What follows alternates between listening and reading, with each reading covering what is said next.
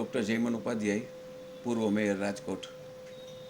જ્યારે ટીવીમાં સમાચાર ચાલુ હતા ત્યારે જોતા હોય તો પહેલાં તો લંડનની ફ્લાઇટની વાત સાંભળી, પણ તરત જ પછી મગજમાં સ્ટ્રાઇક થઈ કે ભાઈ ઓહો, વિજયભાઈ પણ લંડન જતા હતા. કારણ કે મારે કાલે સવારે 11:27 વિજયભાઈ સાથે વાત થઈ હતી.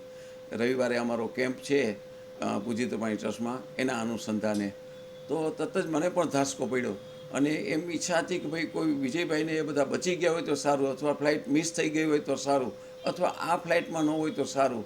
પણ જ્યારે સમાચાર મળ્યા ત્યારે ખૂબ આઘાત લાગ્યો અને એમ થયું કે ભાઈ એક ખૂબ ખૂબ પ્રતિષ્ઠિત વ્યક્તિ, ખૂબ સારી વ્યક્તિ, ખૂબ સેવાભાવી વ્યક્તિ, રાજકીય રીતે પણ એમણે ખૂબ કામ કર્યું છે, સામાજિક રીતે પણ બહુ કામ કર્યું છે. તો સમાજને પણ મોટી ખોટ પડી છે, રાજકીય રીતે પણ એક બહુ મોટી ખોટ પડી છે. એટલે ખૂબ ઊંડા દુઃખની લાગણી અમને થાય એ સ્વાભાવિક છે. બીજું, વિજયભાઈ સાથે પારિવારિક નાતો હતો. હું તમને રાજકીય વાત કરું એના કરતાં પણ સામાજિક વાત કરું કે વિજયભાઈનું પૂજ્ય ત્રિપાણી મેમોરિયલ ટ્રસ્ટ છે, એમાં આખો દિવસ ગરીબ માણસોનો જ વિચાર કરતા હોય. અમે ઘણીવાર કહીએ કે વિજયભાઈ આ પૈસામાં આ ટેસ્ટ આપણને નથી પોસાતો, તો તરત જ એમ કે વધુમાં વધુ લોકોને લાભ મળે એવું કંઈક કરો, પૈસા નથી વધારવા, ચાર્જ નથી વધારવો. ત્યારે હંમેશા એ જ વાત કરતા હોય.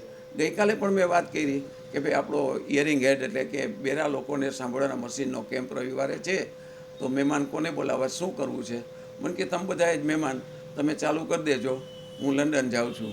ત્યારે પણ એ જ વાત કરીને પેશન્ટની ચિંતા કરતા હતા કે કોઈ પેશન્ટ રહી ન જાય એનું ધ્યાન રાખજો, અને કદાચ તમારી પાસે 100 મશીન હોય અને પેશન્ટ રહી જાય તો બીજું એક વેઇટિંગ લિસ્ટ બનાવજો, એની આપણે પછીથી વિચાર કરશું.